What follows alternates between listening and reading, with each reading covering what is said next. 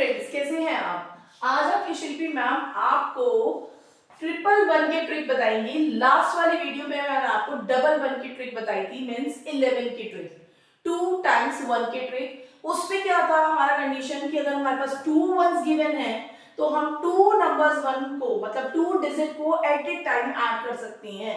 आज वाले कॉन्सेप्ट में मैं आपको बताऊंगी अगर हमारे पास 3 डिजिट्स गिवन है, 3 वंस गिवन है, तो अगर हम आगे के क्वेश्चंस करते हैं तो हम कितने नंबर्स भी एट ए टाइम ऐड कर सकते हैं। ओके, स्टार्ट करते हैं एक बारी 3 वंस ट्रिपल वन की मल्टीप्लिकेशन। ओके, आपको क्या करना है, सबसे पहले last digit as it is place करनी है, मतलब 6 number as it is place करना है। 11 वाला एक बार रिवाइज कराना चाहूंगी, क्या था, 24 था और 1 1 11 था।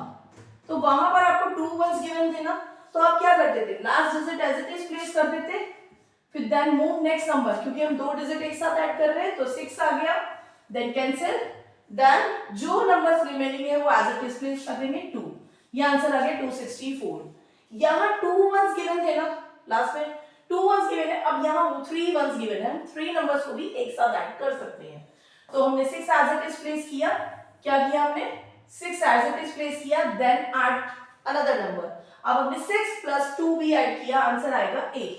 आंसर क्या आया, 8। अब हम क्या कर रहे हैं, नेक्स्ट भी नंबर ऐड कर सकते हैं, यस कर सकते हैं, क्यों, क्योंकि अब हमारे पास 3 वंस गिवन है, means 3 numbers at a time add कर सकते हैं। समझ में आ रहा है, जैसे हमारे पास अगर 3 सीट्स गिवन, 3 सीट्स अवेलेबल हैं तो हम 3 स्टूडेंट्स को एक साथ बिठा सकते हैं। हमारे पास और कोई स्टूडेंट होगा तो नहीं बिठा सकते हैं।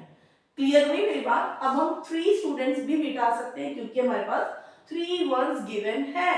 अब हमने तीनों को नंबर्स को ऐड किया, 8 और 3 11 का 1 एंड 1 हो गया रिमेनिंग नंबर। अब हमारे पास कोई और नंबर्स गिवन नहीं है, अब बट हम 1 बाय 1 कैंसिल भी करेंगे। तो कैंसिल कहां से करेंगे, कैंसिल वहां से करेंगे जहां से हमने क्वेश्चन को स्टार्ट किया था। स्टार्ट किया था हमने यहां से, 6 कैंसिल हुआ, 3 प्लस 2 5 और 1 6, यहां तक क्लियर हुआ। अब अगेन 1 मोर कैंसिल, एक और कैंसिल कर देंगे क्योंकि हम 1 बाय 1 कैंसिल करते हुए लास्ट तक पहुंचेंगे। तो ये कैंसिल किया, 3 रिमेनिंग है, कोई कैरी नहीं है, तो हमने 3 को एज इट इज प्लेस कर दिया। आंसर हो गया 36186, 36186। मैंने आपको अपनी सारी वीडियोस में बताया डिजिटल रूट की हेल्प से हम अपने आंसर्स को कैसे चेक कर सकते हैं। किसकी हेल्प से, डिजिटल रूट की हेल्प से। जो ये वाली वीडियो देख रहा है वो एक बार समझ ले डिजिटल रूट्स क्या होता है। वो टोटल नंबर सम वैल्यू होता है कि हम ऊपर वाली डिजिट्स का अलग निकालने सम टोटल करके और नीचे वाले डिजिट का अलग निकालने सम टोटल करके। क्वेश्चन में पूछा क्या जा रहा है, मल्टीप्लाई, तो हम उन 2 डिजिट का मल्टीप्लाई करेंगे। मतलब ऊपर का भी मैं आपको एक बार फिर से एक्सप्लेन कर देती हूँ।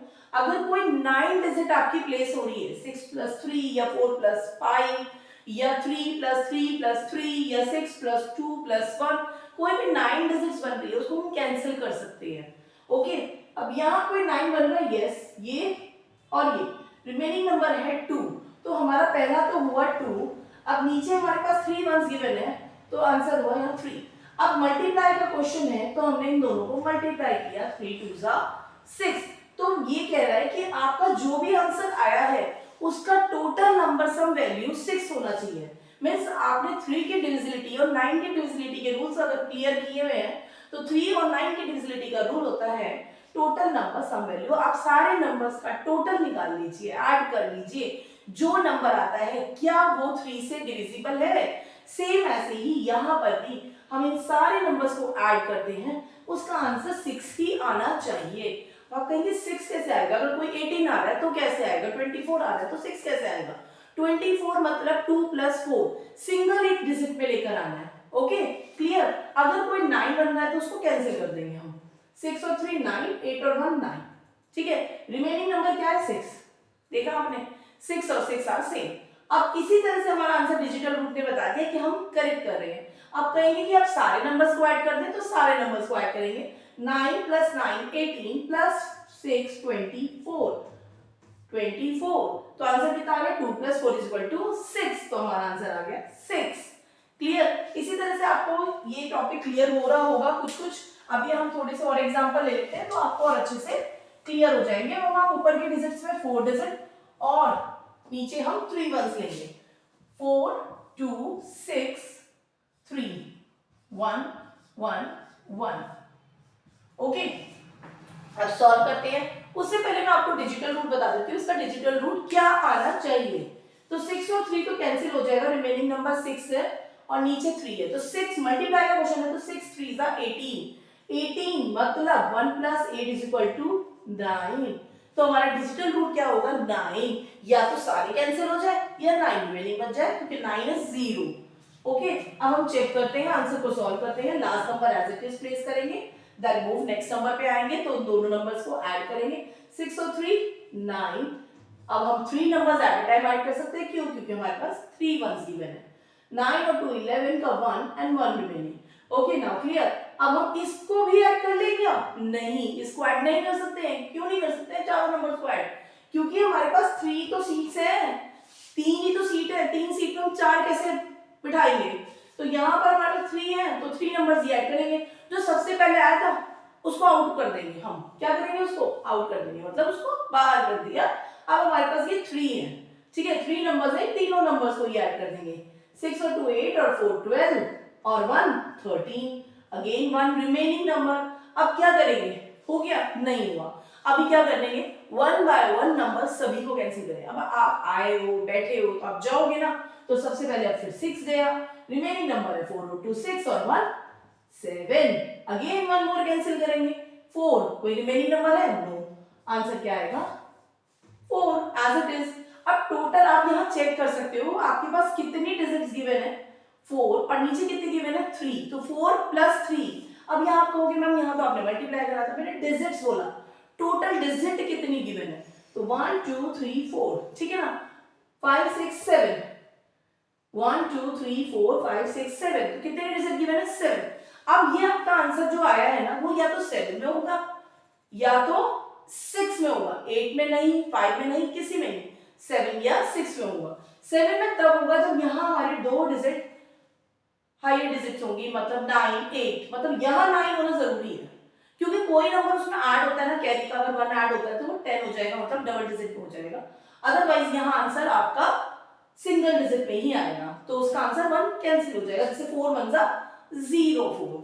अभी हम चेक करते हैं कितने डिजिट में आया। 1 2 3 4 5 6। मैंने आपको क्या बताया था अभी? 6 में आएगा या 7 में आएगा? 7 में तब आएगा जब यहाँ 9 8 9 9। Okay, clear. ऐसा नहीं है कि यहाँ 9 हो जाए, यहाँ 1 2 3 हो जाए तो भी आ जाए, है ना, जरूरी नहीं है।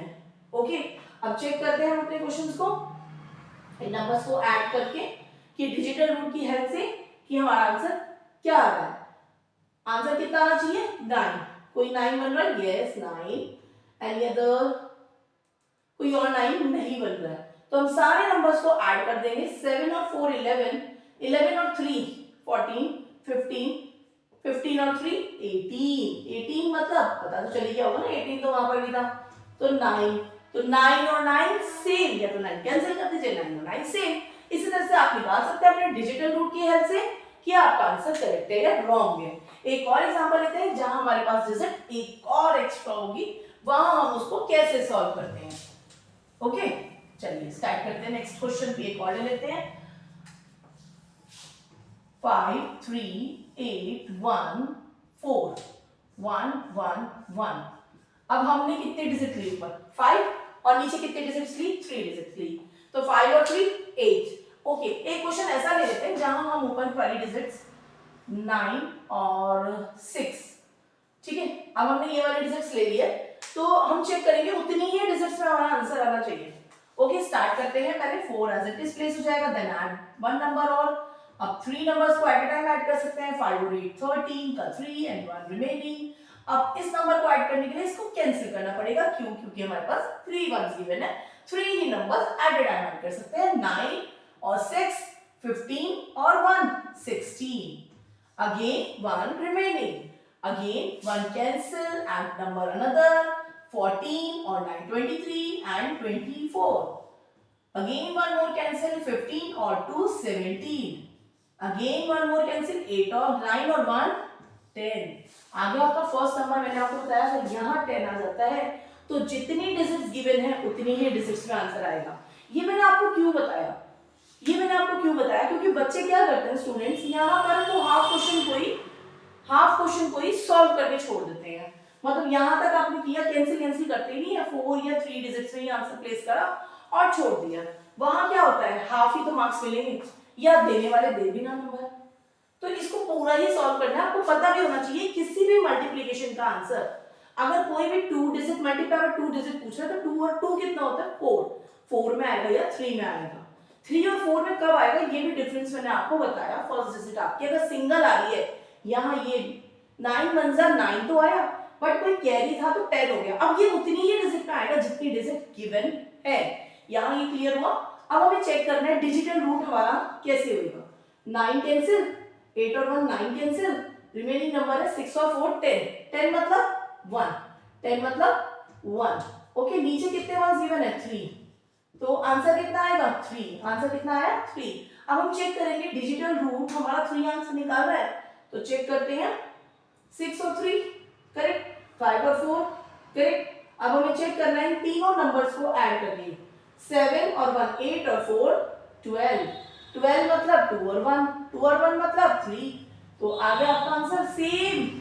तो डिजिटल रूट में आपने कितनी हेल्प करता है, आपकी मल्टीप्लिकेशन हो, डिवीजन हो, addition and subtraction, squares, cube, मैंने आपको सब में बताऊंगी। क्यूब एंड स्क्वायर्स में तो मैं आपको बता चुकी हूँ, मल्टीप्लिकेशंस में भी आपको मैं बता रही हूँ, और डिविजन्स वाली ट्रिक्स में भी मैं आपको बताऊंगी कि डिजिटल रूट हमारी हमेशा कैसे हेल्प कर देता है इतने लेंथी क्वेश्चंस को भी चेक करने में विद इन सेकंड्स में। ओके, आई होप आपको ये 111 का टॉपिक क्लियर हुआ होगा। इसको ना प्रैक्टिस करनी है आपको, ये ध्यान रखना है आपको, बिना प्रैक्टिस के कोई चीज क्लियर नहीं होती है। देखने में वन टाइम हमें लगता है कि हमें क्लियर हो गया तो बहुत इजी है, हम कर लेंगे, बट जब हम करने बैठते हैं तो हमें ना कहीं स्टेप मिस कर देते हैं, मिस्टेक हो जाती है। तो प्लीज मिस्टेक ना करें उसको। जब ये आप वीडियो चेक कर रहे हैं तो वीडियो चेक करने के बाद रैंडम कोई भी नंबर आप अपने पास ले लीजिए, कोई भी नंबर ले लीजिए, 2 3 4 1 मल्टीप्लाई बाय 111, फिर उसको चेक करो, डिजिटल रूट की हेल्प से चेक करो, बाद में कैलकुलेटर से या मम्मा पापा से चेक कराओ क्या वो आपने आंसर्स करेक्ट किया है। ठीक है, जब तक प्रैक्टिस नहीं करोगे ना किसी भी चीज का रिजल्ट नहीं आता। देखकर, वीडियो देखकर कुछ रिजल्ट नहीं आएगा, प्रैक्टिस करने से रिजल्ट आएगा। तो बी प्रैक्टिस, आप हमेशा प्रैक्टिस में रहें, वीडियोस देखते रहें, प्रैक्टिस करते रहें। टॉपिक को कोई चीज आपको नहीं समझ में आ रही है, मैसेज में ड्रॉप कर दें, कमेंट में ड्रॉप कर दें, तो वहां मैं कोशिश करूंगी कि आपका वो टॉपिक नेक्स्ट टाइम क्लियर कर दूं। आई होप आपको ये टॉपिक आज का क्लियर हुआ होगा। Thank you so much.